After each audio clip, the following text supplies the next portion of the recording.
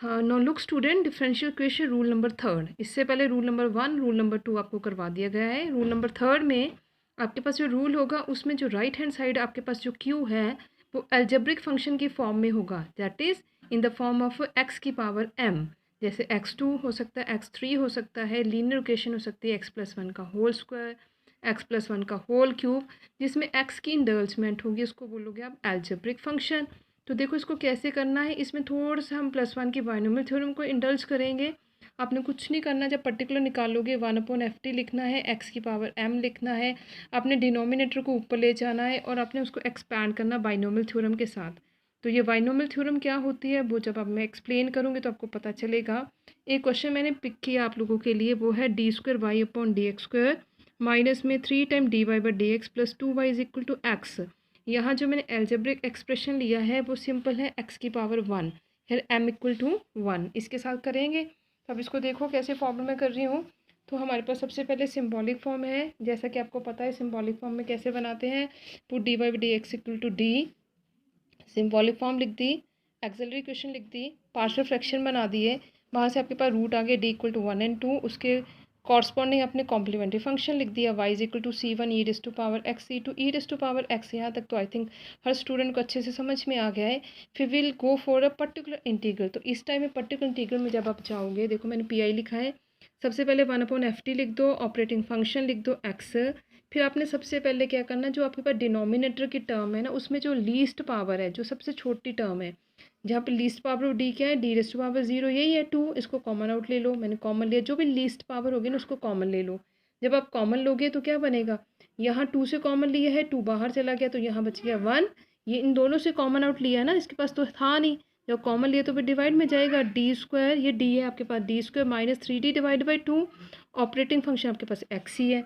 अब ये डिनोमिनेटर की टर्म को ऊपर ले जाओ, जैसे आपको पता है ना कोई भी टर्म डिनोमिनेटर से जब ऊपर जाती है, अगर सपोज x है तो ऊपर जाके बनेगी माइनस एक्स। तो अगर आपके पास कोई इक्वेशन है a प्लस बी की पावर 2, तो ये ऊपर जाके क्या बनेगी, a प्लस बी की पावर -2 है ना।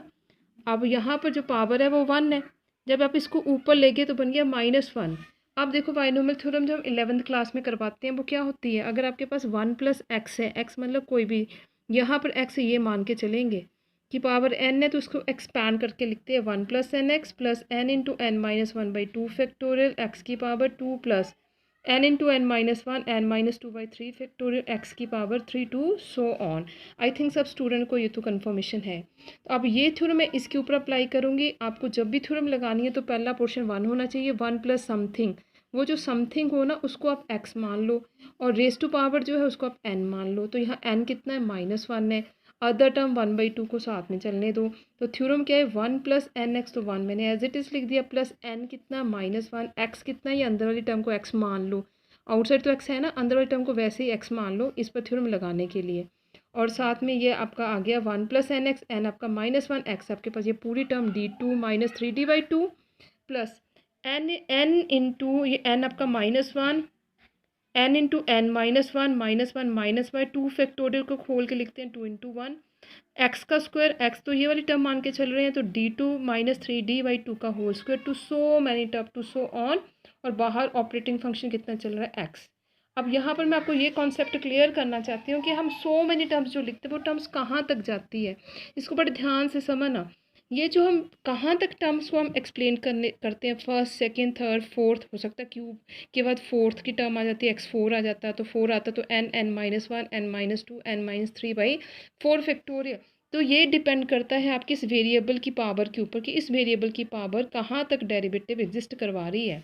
तो देखो यहाँ मैंने क्या लिखा है बेटा जी, dx का मतलब होता है, dx का मतलब है first derivative, dy/dx of 1 equal to dy/dx of x equal to 1। इसका मतलब सिंपल लैंग्वेज में कि dx का मतलब है x का पहला डेरिवेटिव 1। अच्छा, अब x का पहला डेरिवेटिव 1 है तो दूसरा तो 0 हो जाएगा ना, second order derivative of x equal to 0, third भी 0 होगा, फोर्थ भी 0 होगा, इसका मतलब 5 6 7 सारे 0 हो जाएंगे। तो कौन सा डेरिवेटिव बच रहा है, फर्स्ट ऑर्डर का, तो इसका मतलब जहाँ भी dx आएगा वो टर्म बचेगी, अदर टर्म 0 होंगी। इसलिए मैंने क्या किया यहाँ पर सिर्फ 2 टर्म्स तक एक्सप्लेन किया है, क्योंकि जैसे जैसे टर्म्स बढ़ेंगी d की पावर बढ़ती चलेगी, तो d की पावर बढ़ने से हमें कोई बेनिफिट नहीं होगा क्योंकि d की सब पावर्स पर 0 है एक्सेप्ट d1 के ऊपर। तो यहाँ पर मैंने 2 टर्म्स लिखी और बाकी छोड़ दी। Leave the higher term. अब 1/2, अब इस x को बाद अंदर ऑपरेट करना है, मल्टीप्लाई करना है, तो x1 से मल्टीप्लाई हुआ, सॉरी x1 से मल्टीप्लाई हुआ x, ये प्लस माइनस माइनस की टर्म आ गई, ये x इससे मल्टीप्लाई हो गया तो यहाँ चला गया x, ये -1 -1 -1 -2/2, इसको मैंने खोल दिया, 2 2 जब 4, ऊपर a माइनस बी का होल स्क्वायर, a का स्क्वायर प्लस b का स्क्वायर माइनस 2ab के साथ बनेगा 6dq।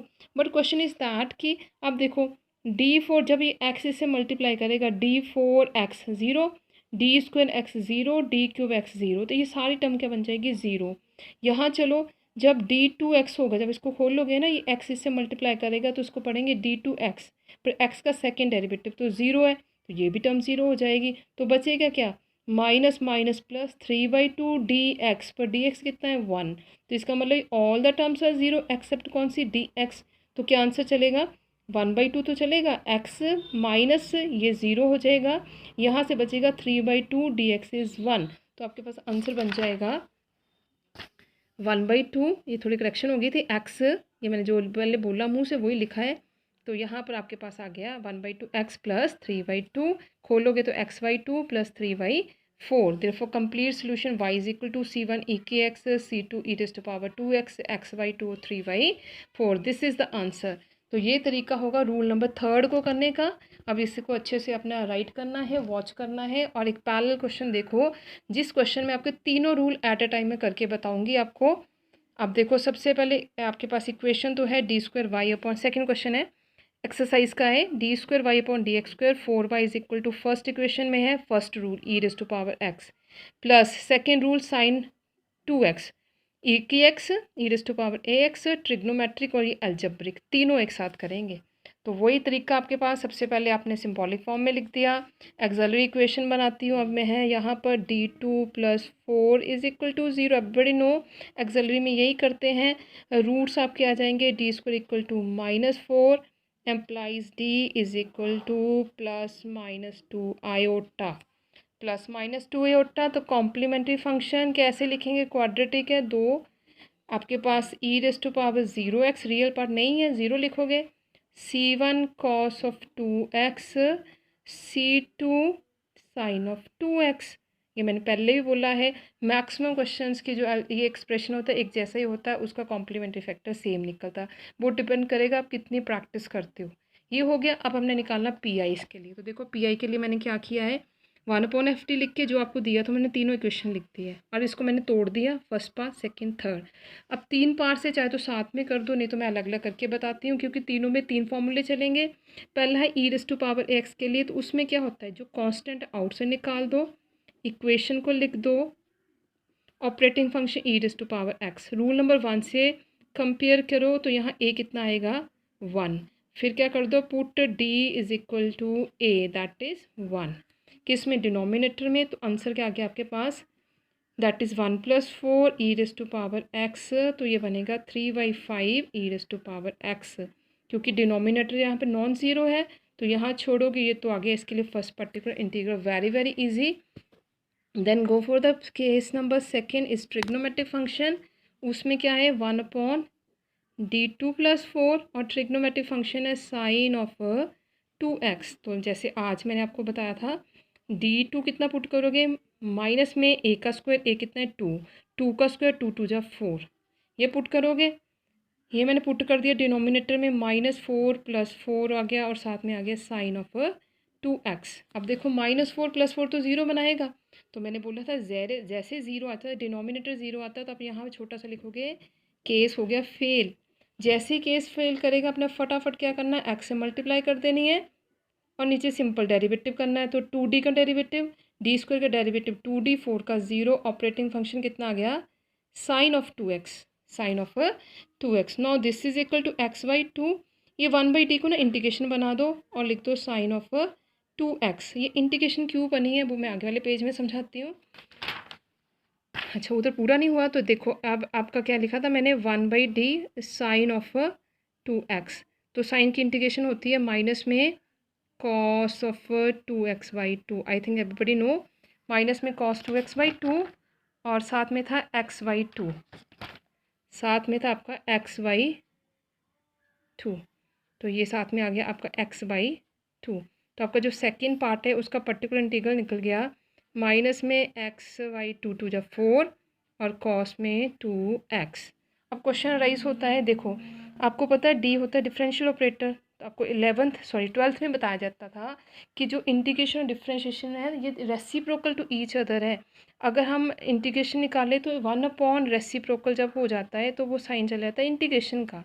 अगर सिंपल लैंग्वेज में बताऊँ ना, तो जब आपके पास अकेला 1/d होगा it will be treated as a integral, क्योंकि रेसिप्रोकल और डिफरेंशियल इज इंटीग्रल। तो अगर तो डिनोमिनेटर में d है तो डेरिवेटिव, अकेला 1/d डिनोमिनेटर में। पर अगर ऐसे आ जाए d+2 तो तब मत मान लेना single d, 1/d means integral. इसलिए जैसे 1/d ऑन साइन 2x आया मैंने उसको बना दिया इंटीग्रल। तो ये सेकेंड पार्ट।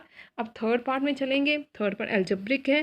तो एल्जेब्रिक में मैंने क्या बताया, लीस्ट पावर को कॉमन ले लो, ले ली कॉमन, अंदर बन गया d²/4, ऑपरेटिंग फंक्शन को रखो एज इट इज़, इसको ले जाओ ऊपर, ऊपर गया 1 + d2/4 की पावर -1 और x की पावर 2। ठीक है, उसके बाद यहाँ देख लो, उसके बाद आपने क्या करना है, ये आपके पास फिर से लिखती हूँ, that is equal to 4 1 + d2/4